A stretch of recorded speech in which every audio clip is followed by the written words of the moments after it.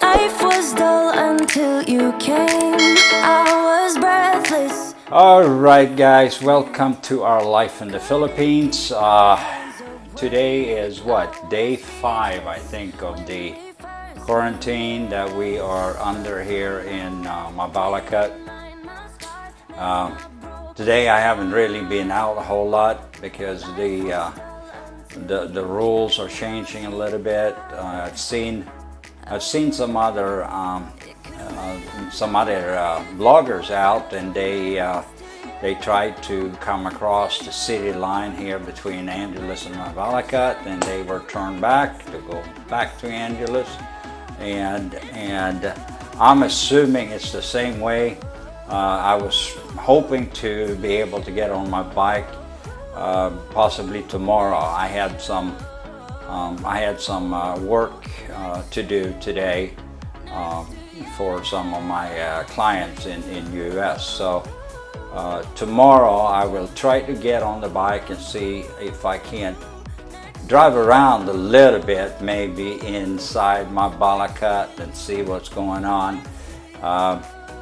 We have a friend that stays here with us.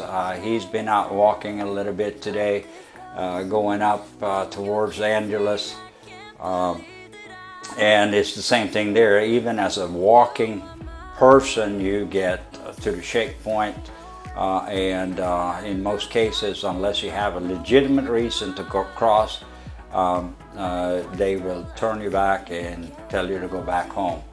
The barangays, from what I understand, also starts to, they want you to stay inside the barangay. They don't want you to move around too much. And whether that is good or bad, I don't really have an opinion on it. Social distancing is probably a good thing. Everybody talks about it.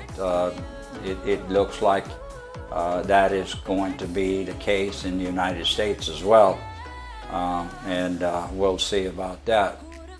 But anyway, our friend here that lives here with us, he has been out walking, and he said that they even now have a 8 p.m. curfew, which means that they do not want any people on the streets after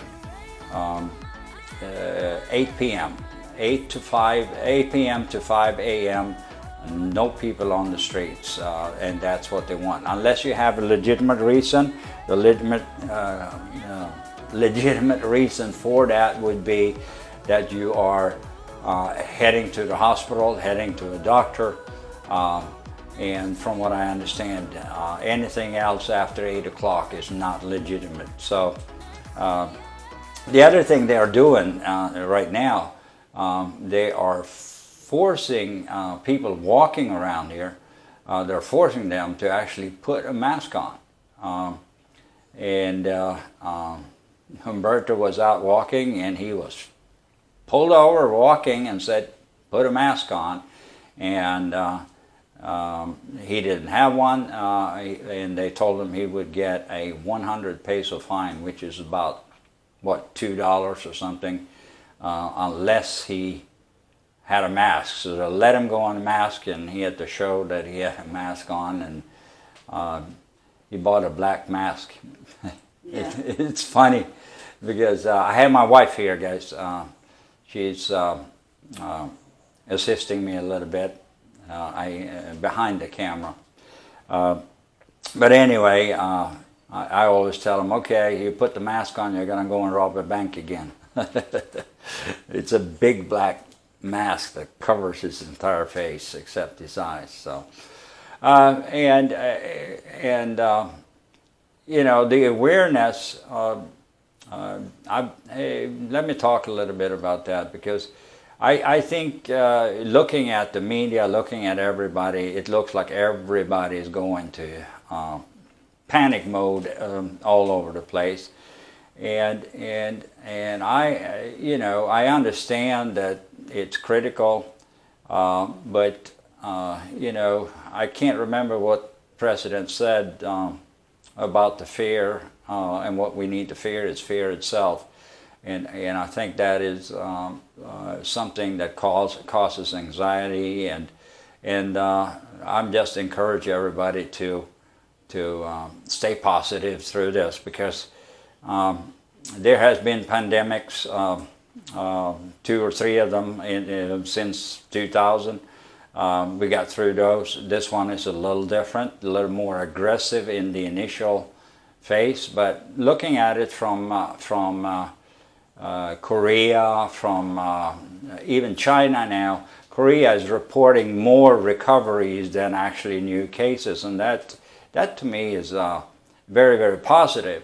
And they early on implemented some social distancing and other things, so it seems like that has curbed the spread, and I know for a fact that the United States is actually looking at Korea and see what they did in order to get a handle on it. They're still reporting few cases, but not as it was in early on in early March, where they had literally, I think the worst day, they had over 1,000 cases in one day, or close to 1,000 cases in one day. That has now been put the brakes on, and everything is okay. One of the things, there's a lot of rumors going around with this, and what exactly do they want us to do and all that. And one of the things now, but I've heard it from a couple of 3 different people, so maybe the truth is close to it.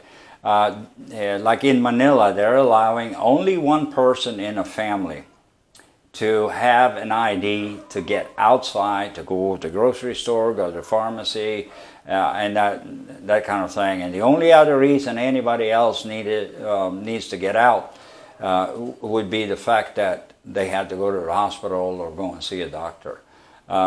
So they issue one ID for one person in the household, and that person is the person that actually takes care of getting groceries and other things. They have done that in Manila. I don't think yet that's the case here, but they want for sure to see as few people as possible off the roads. I was out real quick yesterday. I had went and fueled up my motorcycle and a few other things, and boy, the streets are empty compared to the normal daily life here. When the streets, 24 hours a day, basically the streets are packed with cars and motorcycles, and right now you can walk out there and you can walk in the middle of the road and nobody will hit you. And obviously under these circumstances, it affects our ability to go out there and produce video material and other things, as we are restricted from doing it. I've seen a couple of bloggers, so they've been driving around on their motorcycles. They haven't gotten pulled over. I just haven't taken the chance yet. We are going to make an attempt, I think, to eventually go up to Severa, which is actually within the city limits of Mabalacat. So we'll see if we can get up there to visit with family and maybe drop off a few things for them. Because they're also locked down inside Severa, and they can't do much, right? So that's things on the schedule.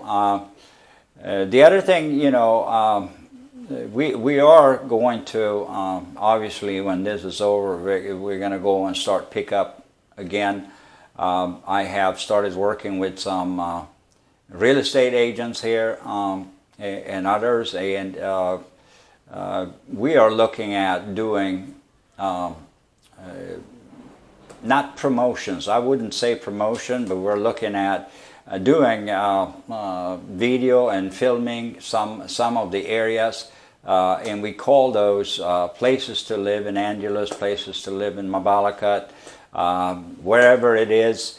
And I also said, talked to some real estate agents down in Cebu and some other places, and they are going to start sending me video material. So we're going to start changing a little bit or adding a little bit of different content to the channel that could interest people that are migrating here.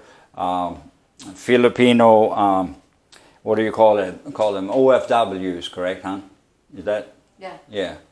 OFWs and others that are planning on maybe moving back to Philippines once you're done with your contract, whether that might be 3 years, 5 years, or whatever. I know there is a lot of OFWs buying properties here in Philippines, and we're going to try to supply you with some footage and material of places to live.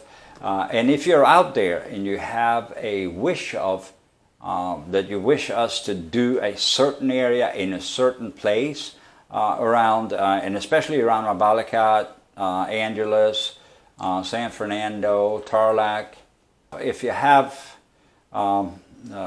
places you want us to check into and show you, show the model homes and all that kind of stuff, just go down here in the comment section of the video.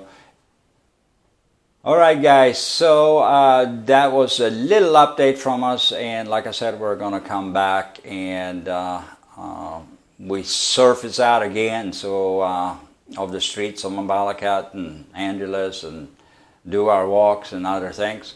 For now, we're kind of trying to obey the quarantine requirements, and we will do that as much as we can. Thank you for watching. God bless. Hit that subscribe button, and also comment below if you have questions. Please feel free to contact us at any time. God bless. Bye-bye. Wait, don't click that button unless, of course, you hit the subscribe button. And then you can move on. And while you're down there, hit the notification button as well. And if you leave a like or a comment, we will personally respond to you on all or any request you might have.